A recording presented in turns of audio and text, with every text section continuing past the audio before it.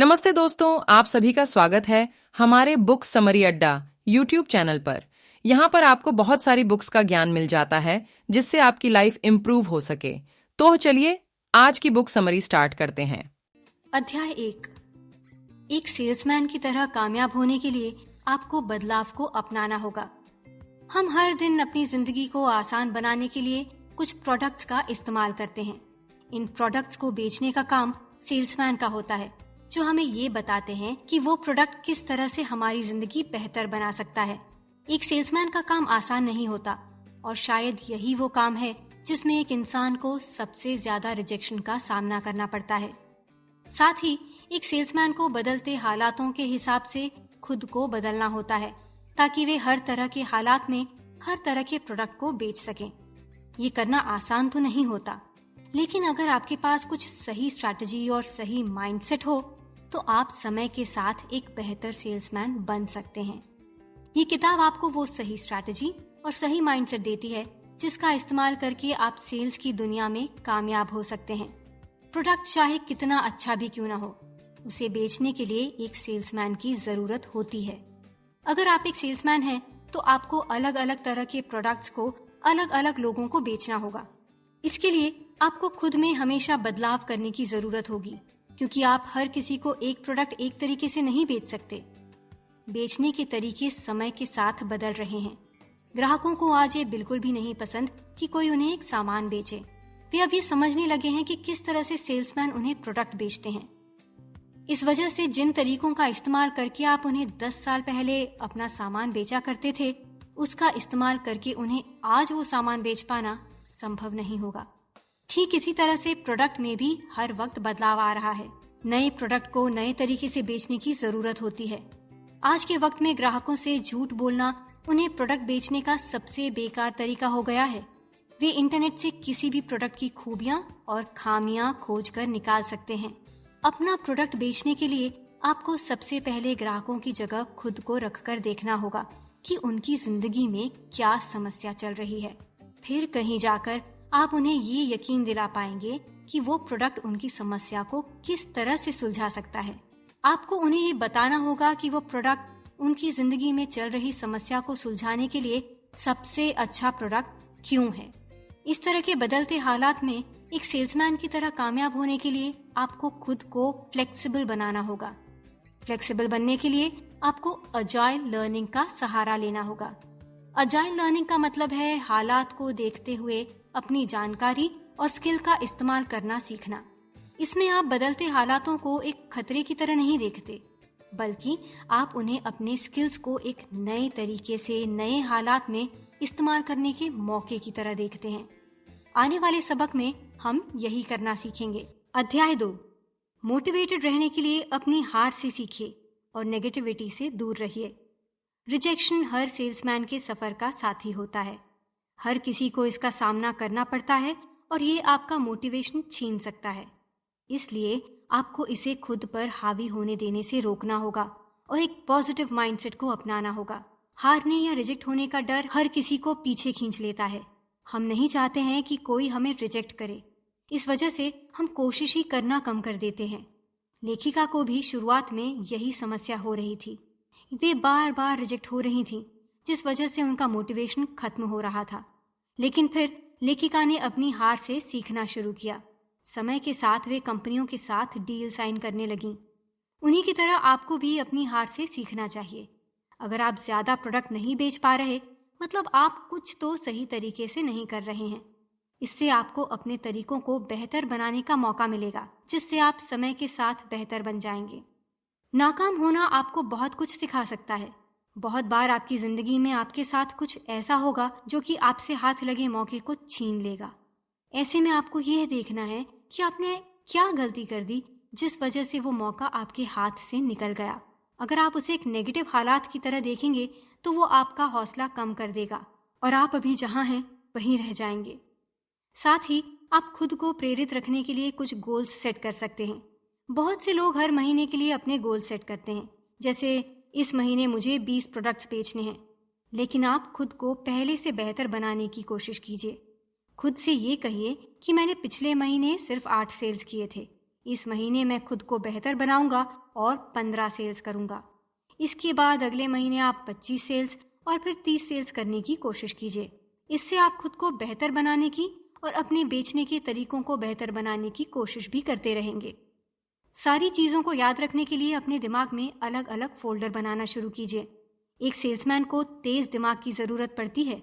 उसे अपने अलग अलग ग्राहकों के नाम और एड्रेस याद रखना पड़ता है और साथ ही उसे अपने प्रोडक्ट से संबंधित बहुत सी जानकारियां भी याद रखनी पड़ती हैं।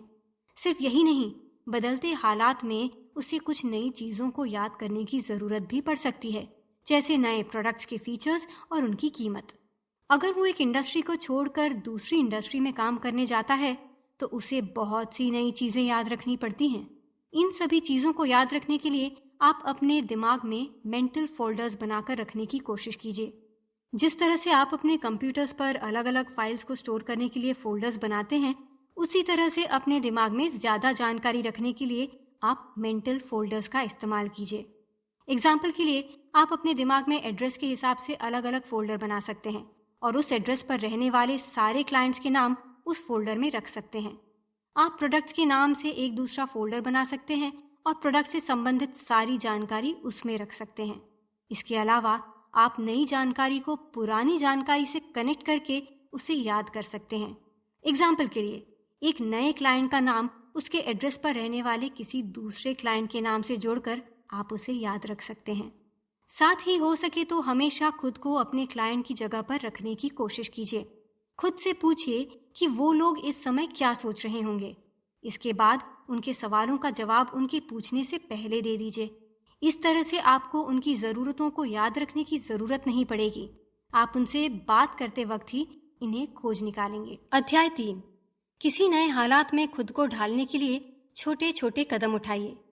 अगर आपने जल्दी में ही अपनी इंडस्ट्री बदली है तो इस नए हालात में खुद को ढालने में आपको कुछ समय लग सकता है। रिसर्च का यह कहना है कि किसी अनुभवी सेल्समैन को भी एक नए हालात में अच्छे से परफॉर्म कर पाने के लिए कम से कम 8 महीने का समय लगता है। जब आप कोई नया काम शुरू करें तो उसमें जल्दी से जल्दी एक छोटी सी जीत हासिल करने की कोशिश कीजिए।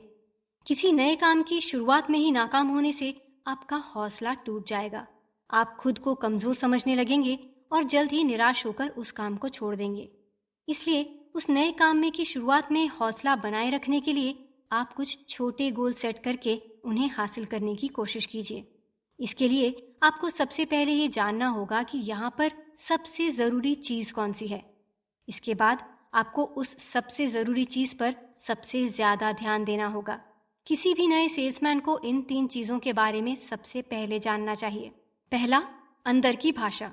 हर इंडस्ट्री में कुछ ऐसे शब्द इस्तेमाल किए जाते हैं जिसका मतलब सिर्फ उस इंडस्ट्री में काम करने वाले लोग ही जानते हैं। सबसे पहले आप वहाँ के लोगों को बात करते हुए सुनिए और जब भी आपको एक नया शब्द सुनने को मिले उसे नोट कर लीजिए और उसका मतलब जानने की कोशिश कीजिए। दूसरा, आपके ग्राहक। अब आपको ये पता करना होगा कि आपके प्रोडक्ट को खरीदने के लिए पैसे कौन दे रहा है। ये पता कीजिए कि किसे खुश रखना इस कंपनी के लिए सबसे जरूरी है। अब तीसरा, लोगों के हालात। एक बार आपको अपने ग्राहकों के बारे में पता लग जाए तो आप ये पता कीजिए कि आपका प्रोडक्ट उनकी जिंदगी किस तरह से बेहतर बनाता है। प्रोडक्ट ना इस्तेमाल करने से पहले ग्राहकों की जिंदगी कैसी होती है, उसे इस्तेमाल करने से उनकी कौन सी समस्या सुलझ रही है। आप ये पता कीजिए कि आपके प्रोडक्ट की क्या खास बात है। शुरुआत में आपको इन बातों को सीखने पर ध्यान देना चाहिए। समय के साथ आपको और भी बहुत कुछ सीखना होगा, लेकिन सबसे पहले खुद को काम के बोझ तले दबने से बचाने के लिए आप इन्हीं 3 चीजों से शुरुआत कीजिए।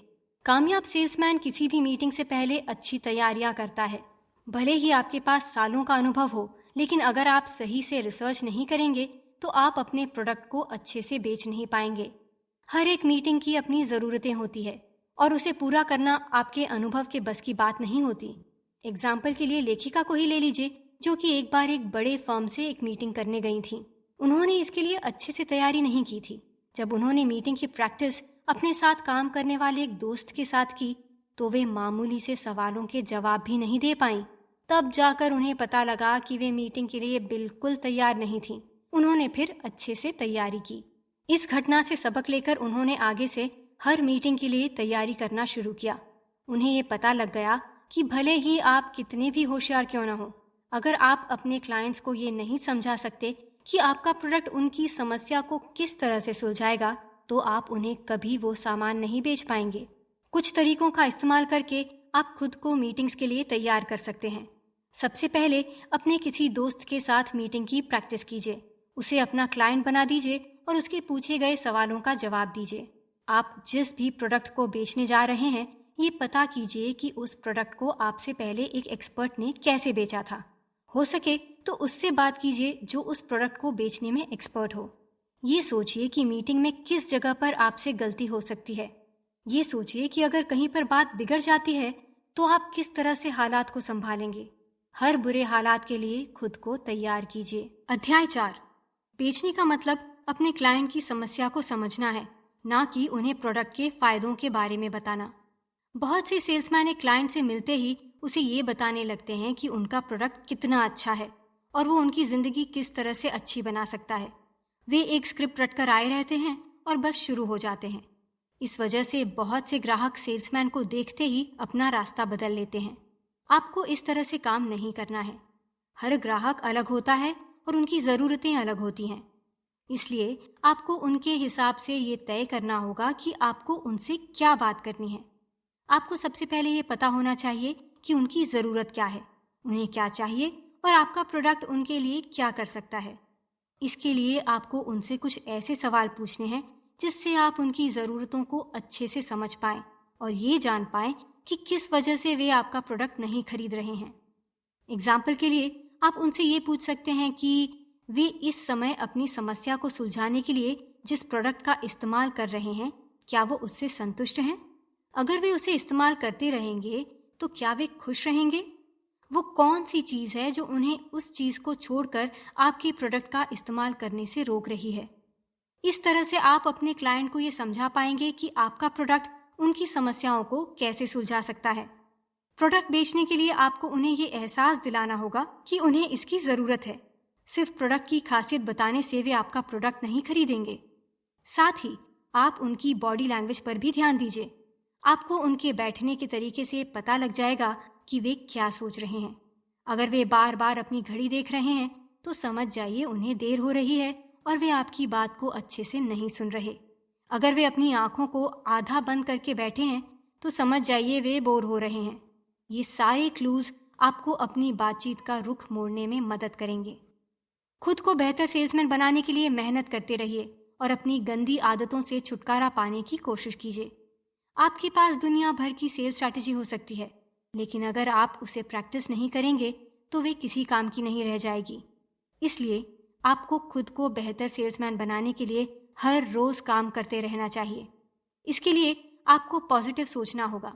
आपके पास दुनिया भर की सेल्स स्ट्रैटेजी हो सकती है, लेकिन अगर आप उसे प्रैक्टिस नहीं करेंगे तो वो किसी काम की नहीं रह जाएगी।